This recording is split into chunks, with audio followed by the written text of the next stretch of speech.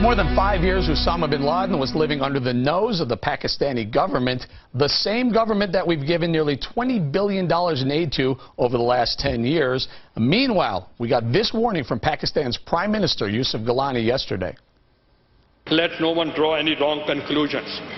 Any attack against Pakistan's strategic assets, whether overt or covert, will find a matching response. Gilani then tried to save face for his country by saying we shouldn't draw any, quote, wrong conclusions. Joining me now on how the U.S. should deal with Pakistan is Dr. Zuhdi Jasser, president of the American Islamic Forum for Democracy, and Ahmed Rehab, executive director of the Chicago office of CAIR, the Council on American Islamic Relations. Dr. Jasser, please tell us about that. That sounded fairly, I don't know, angry, insightful when the Pakistani foreign minister said, hey, if you come into our airspace, you may meet our helicopters.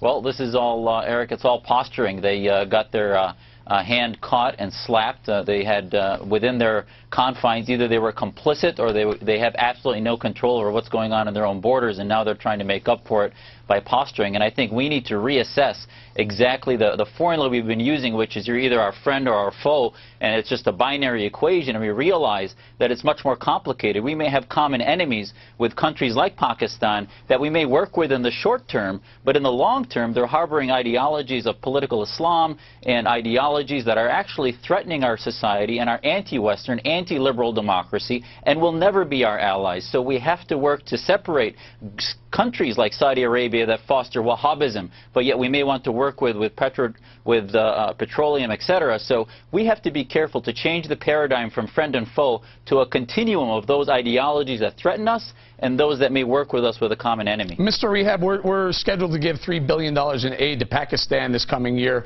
What do you think? What does CAIR think we should do about that? Well, I speak for myself. I'm not a fan of giving aid in the billions to any foreign nation, whether it's Pakistan or Egypt or Israel, who receives the largest amount of aid from the United States. I believe that we can have diplomatic relations based on mutual interests, and I believe that there is no country in the world that we need more than they need us. And so at the end of the day, I would have to say that Pakistan is neither a foe nor a friend in this war on terror. I think it's been helpful in some ways. There's stuff lacking, stuff to be desired still to happen in terms of the relationship, in terms of going after the terrorists. Dr. And that's what we need Jasser, to put pressure on. I'm sorry, Dr. Jasser, what should our response be to the Pakistan government, knowing that Mr. bin Laden had been sitting under their nose for 5 years, directly next to one of their military academies? What should we be saying to them?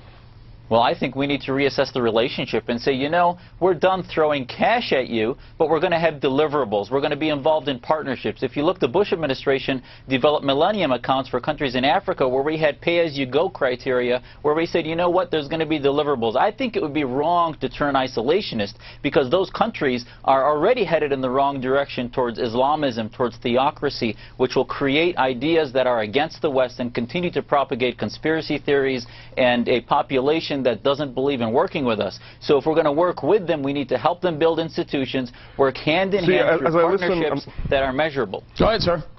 As I listen to Zuhdi Jasser speak here, he's one of those far-right individuals who's trying to make this war against Al-Qaeda into a larger ideological war. How about you stick to the subject, Ahmed, and talk to substance?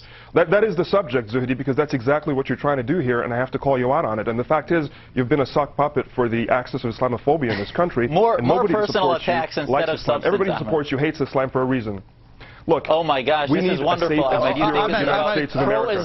We're not out to guys, we're out to fight Al-Qaeda and apprehend terrorists. For the defeat of theocrats. Mr. Rehab, hold on for a second. Go ahead, Zuhdi, respond, please. There is nothing more pro-Islamic or pro-Muslim, Ahmed, than those that want to defeat theocracy. However, you and your associates that believe in theocracy want to push theocracy down the throat of Muslims all over the world through the Brotherhood movement and other aspects of political Islam. And you want to say that you represent... Guys, we have to leave it here. Fellas, we have to leave it here. We're running out of time. We'll bring you back for another segment.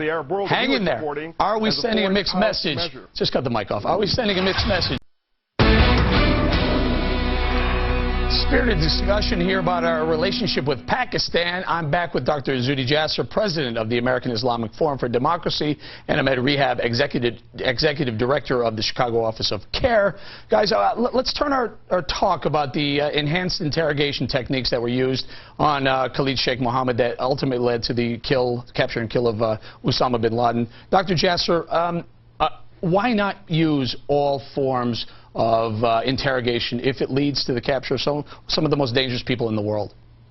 Well, I think that's a great question. In this democracy and transparency, we talk about these things, and I think we need to look at what we got as a result of waterboarding and the fact that we can't be sanctimonious and say that we will not use any forms of coercion. I mean, what are we going to use? Harsh language? At the end of the day, we have to be transparent. It doesn't mean we can use all forms. It doesn't mean we turn into thuggish societies like Syria that is now using torture to get Facebook passwords. We're getting data that was used to capture the most wanted criminal in society. And I think ultimately we need to reassess that sanctimonious blanket, we won't use torture, and realize that, you know, war is messy, and there may be times in which we have to use things that transparently we say are part of the coercion we need to do. Now, Mr. Rehab, Chris Wallace on Fox News Sunday had a great question. He asked Mr. Donnellan, you know, if it's okay to shoot someone in the eye and kill him, an unarmed man, why is it not okay to waterboard him? Where is CAIR on waterboarding and the capture and kill of Osama bin Laden? Can you square those two?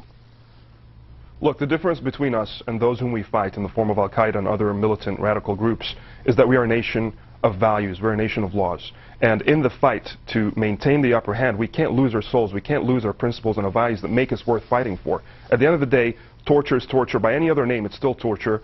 And the problem with that is it's been proven time and again that it does not provide accurate information. It has led us into a war in Iraq that was completely misguided, that wasted a lot of money and spent a lot of lives. Hang on, sir. I based apologize. on false information obtained through torture. Before I lose a segment here, Dr. Jasser, the head of the CIA, Leon Panetta, point blank said waterboarding was one of the techniques used, and it aided in the capture of bin Laden. Any questions?